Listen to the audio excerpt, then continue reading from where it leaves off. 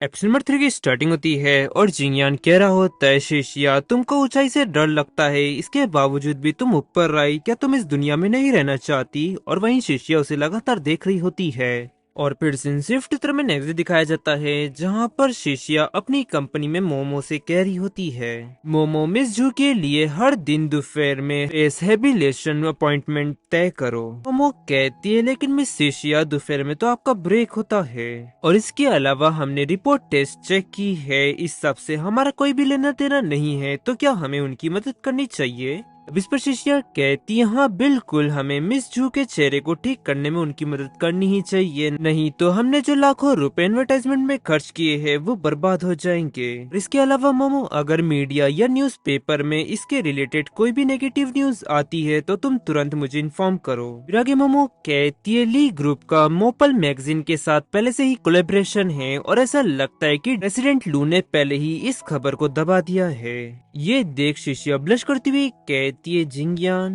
और फिर शिष्या रात की बातें याद करने लगती है, जहाँ पर कार में उसने उससे कहा था, वैसे तुम टेरेस पे क्यों आए थे? तब इस पर जिंगयान कहता है, ऑफ कोर्स तुम्हारे लिए, और तुम तो अपने काम को लेकर इतनी ज्यादा सीरियस हो कि तुम अपनी जान को भी खतरे में डाल सकती हो। और वहीं शिष्या के मन में कहती है, लेकिन हम दोनों ही अलग दुनिया से हैं और हम दोनों कभी भी एक नहीं हो सकते।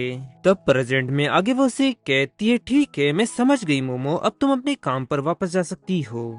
और आगे मन में कहती है, हालांकि मैं जिंगयान का कोई भी कर्ज नहीं लेना चाहती, लेकिन कुछ भी क्यों ना कर लूं, मैं उसके कर्ज तले दब ही जाती हूँ। फिर वो जिंगयान को कॉल करती हुए उससे कहती है, जिंगयान क्या आज तुम्हारा काम खत्म हो जाने के बाद तुम फ्री हो?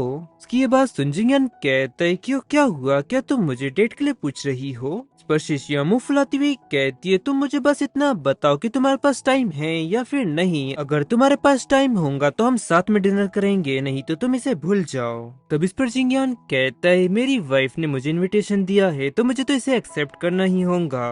और वहीं शिष्या उसे ऐसा कहता देख मन में कहती है, जिंगयान के साथ जरूर कुछ गड़बड़ है, इससे पहले उसने कभी भी मेरे से इस तरह की बातें नहीं कही। और फिर शिष्या जिंगयान को एड्रेस सेंड करती है, और वो एड्रेस देख जिंगयान मन में कहता है, क्या वो सच में मेरा कोई भी एहसान नहीं रखना चाहती खुद पर? हालांकि मैं शुरू से ही इस लड़की के साथ कोई भी संबंध नहीं रखना चाहता था, लेकिन जो मेरी किस्मत ने तय किया था, और अब मैं इस रिश्ते को खत्म नहीं कर पा रहा हूँ, और मेरा मन हमेशा से ये कहता है कि मैं हमेशा उसके एकदम करीब रहूँ। और फिर सीन शिफ्ट चित्र में रात का समय दिखाया जाता है, और जिंगयान उस लोकेशन पे पहुंच जाता है, और शिशिया उसे आता देख कहती है, तुम यहाँ पर पहुंच गए? और जिंगयान कहता है, सच में शिशिया तुम समय की एकदम पक्की हो। तब वो भी उसे कहती है, हाँ और तुम भी। और फिर वो दोनों अंदर की ओर आगे बढ़ते हैं, और शिशिया कहती है, जिंगयान कभी तुमने इस बारे में सोचा है, अगर हम पति पत्नी नहीं होते तो हम दोनों एक अच्छे दोस्त बन सकते थे? भी जिंगयान रुकती हुई कहता है, क्या दोस्त? और वही शिशिया मन में कह रही होती है, निश्चित रूप से जिंगयान, तुम्हारे मन में हम दोनों एक दोस्त की तरह ही है। और जिंगयान आगे उसका हाथ पकड़ते हुए कहता है, शिशिया हम कभी भी एक दूसरे के दोस्त नहीं बन सकते, तुम समझ रही हो ना? तुम मेरी यानी कि जिंगयान की तुम वाइफ हो, और तुम मेरी दोस्त क्यों बनना चाहती हो? इस पर शिशिया कहती है, लेकिन हम दोनों सिर्फ पति पत्नी इसलिए है क्योंकि हम दोनों ने कॉन्ट्रैक्ट साइन किया है, और तुम्हारे ये एक्शन उस कॉन्ट्रैक्ट को ब्रीच करते हैं। आगे जिंगयान उसका हाथ छोड़ते हुए कहता है, हम दोनों इस पति पत्नी के रिश्ते को कंटिन्यू कर रहे हैं।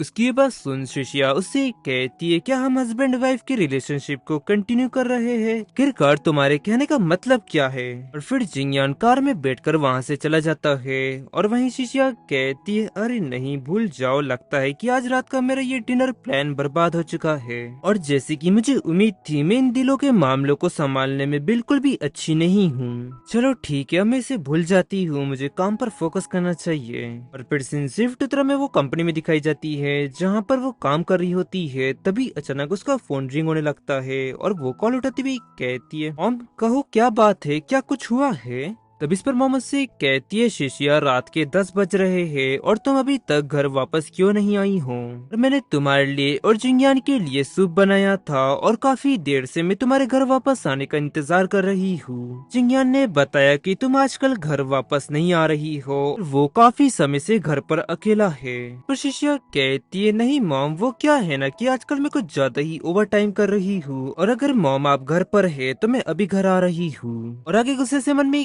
कहती है वो तो मैं ही हूँ जो अकेला ज्यादा घर पर रहती थी, लेकिन वो जिंगयान। और आगे मॉम कहती है ठीक है शिशिया, तुम आराम से घर वापस आ जाओ। और फिर कॉल कट हो जाता है और हम देखते हैं कि मॉम के बाजू में जिंगयान बैठा हुआ होता है और मॉम उससे कहती है तुम्हारी वाइफ इस समय बहुत ही ज्यादा ओवर टाइम कर रही है और तुम हो कि उसकी मदद नहीं कर सकते, तुम किस तरह के हस्बैंड हो। फिर आगे जिंगयान कहता है आप मेरी मॉम हैं या फिर शिष्या की, और अब जाइए मॉम आप जाकर सो जाइए, मैं यहाँ पर बैठकर उसका इंतजार करता हूँ, काफी ज्यादा देर हो चुकी है। और फिर स्विफ्ट उधर कुछ समय बाद शिशिया घर पहुंचती है और हैरानी से कहती है मॉम कहाँ है। तब इस पर जिंगयान कहता है वो सो गई। और किचन में मॉम ने तुम्हारे लिए सूप रखा हुआ है, जाओ जाकर तुम उसे पी लो। तब वो इस पर कहती है मैं थोड़ी देर में वो पी लूंगी, मुझे भी थोड़ा काम निपटाना है, मैं पहले वो कर लेती हूँ। और फिर जिंगयान खड़े होते हुए मन में कहता है ये लड़की घर पर है लेकिन इसके बावजूद भी वो खुद पर बिल्कुल भी ध्यान नहीं देती। और वहीं शिशिया लैपटॉप पर काम करने लगती है और फिर आकर जिंगयान उसे सूप देता है और उससे कहता है ये लो तुम इसे सबसे पहले पी लो। और शिशिया उससे लेकर तुरंत सूप पीकर उसे बॉल वापस देती हुई कहती है ये लो तुम्हारा शुक्रिया। जिंगयान उसके लैपटॉप को देख कहता है एक सीईओ को एक डाटा एंट्री जैसा बेकार काम क्यों करना पड़ रहा है। तब इस पर शिशिया कहती है जब ये मैं खुद करती हूँ तो मुझे ज्यादा आरामदायक महसूस होता है और वैसे भी ये काफी ज्यादा जरूरी है तो मुझे इसे पूरा आज करना ही होगा। और आगे जिंगयान कहता है अगर तुम पूरी रात भर भी अकेले इस डाटा एंट्री को करती हो तो मेरे ख्याल से तुम्हें सुबह हो जाएंगी और शायद तुम्हें खुद की नींद की परवाह ना हो, लेकिन मुझे है। और ये लो तुम इसे पढ़ती जाओ, मैं टाइप करता हूँ। तब शिशिया रानी से कहती है तुम खुद जाकर सबसे पहले क्यों नहीं सो जाते। तब वो इस पर कहता है क्योंकि तुम बेवकूफ हो। और अब चलो जल्दी करो, तुम इसे फटाफट पढ़ो। वो गुस्से से आगे मन में कहती है तुम हो बेवकूफ, मैं नहीं। और वहीं शिशिया रीड करती है और जिंगयान टाइप करने लगता है और उसे इस तरह टाइप करता देख कहती है वाओ जिंगयान तुम तो टाइपिंग करने में काफी ज्यादा फास्ट हो।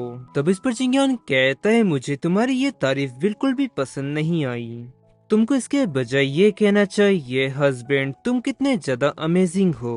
और जिंगयान की ये बातें सुन वो काफी ज्यादा ब्लश करने लगती है और आगे कहती है जिंगयान तुम्हें थोड़ा सीरियस हो जाना चाहिए और अब चलो जल्दी से ये काम खत्म करते हैं। तब इस पर जिंगयान कहता है हाँ बिल्कुल मेरी प्यारी वाइफ, क्या तुम वाकई में शर्मा भी सकती हो, मुझे तो लगा था कि तुम फीलिंग लेस एक्सप्रेशन बनाने में ही एक्सपर्ट हो। और वहीं शिशिया मन में कहती है हाँ बिल्कुल मैं किसी खास पर्सन के लिए ही शर्मा सकती हूँ। फिर कुछ समय बाद जिंगयान पूरी डाटा एंट्री कंप्लीट कर लेता है और शिशिया को देख मन में कहने लगता है ऐसा लगता है कि शिशिया कोई बुरा सपना देख रही है क्योंकि उसकी भौहें सिकड़ी हुई है। और फिर वो शिशिया को उठाता है और बेड पर ले जाकर लिटा देता है और उसके माथे पर किस करते हुए कहता है गुड नाइट शिष्या। और गाइस इसी के साथ ये एपिसोड यहाँ एंड होता है। पसंद आया तो लाइक एंड सब्सक्राइब जरूर करें। मिलता है आपको जल्दी नेक्स्ट एपिसोड में।